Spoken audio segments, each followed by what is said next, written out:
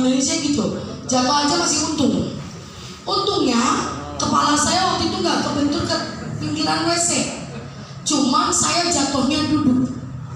Jatuhnya duduk, bener-bener jatuh, duduk, itu terasa banget bunyinya, gitu kan. Saat itu juga saya nggak bisa, Bapak Ibu, saat itu juga saya nggak bisa bangun. Saya panggil teman kos saya, berharap minta dibantu karena waktu itu hari Minggu, jadi anak kos tuh kalau bangun siang.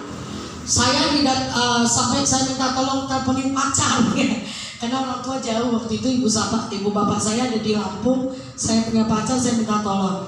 Saya dibawa ke rumah sakit. Rumah sakitnya saya ingat banget. Dulu saya tinggal di daerah Kebayoran Lama. Saya dibawanya ke Gatot Subroto karena kebetulan pacar saya anggota waktu itu TNI gitu kan, dibawa ke sana.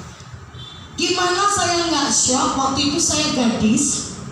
Dokternya bilang begini, ini pacar kamu katanya, ya pacar kamu ini nanti nggak tahu nih bisa disembuhkan atau tidak. Kalaupun dia bisa sembuh, bisa jalan, resikonya tidak bisa punya keturunan karena dia pernah mengalami yang namanya saraf kejepit gitu ya. Saya tuh dulu nggak percaya begitu, tapi sebulan lebih saya di kursi roda, tidur nggak bisa di kasur.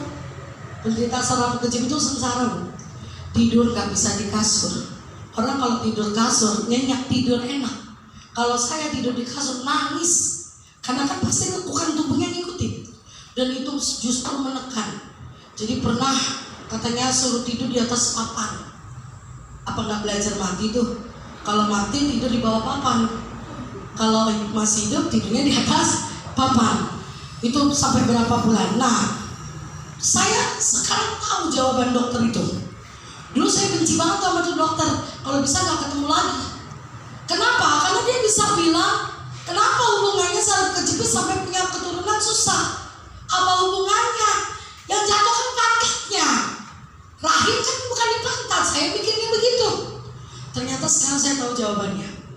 Tergantung bagian mana kena saraf kejepitnya, disitulah titiknya.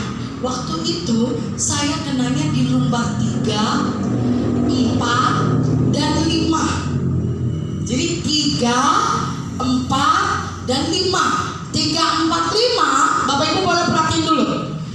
Lumbar 3 berkaitan dengan organ reproduksi, rahim, dan kantong kencing.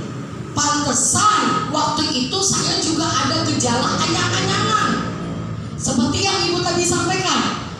Tadinya kita nggak setuju ya Bu, dokter aja mikirnya itu ISK, infeksi saluran kemih. Tapi setelah diteliti, benar. Berarti ada kemungkinan Ibu Tasya itu kenanya di lumbar 3.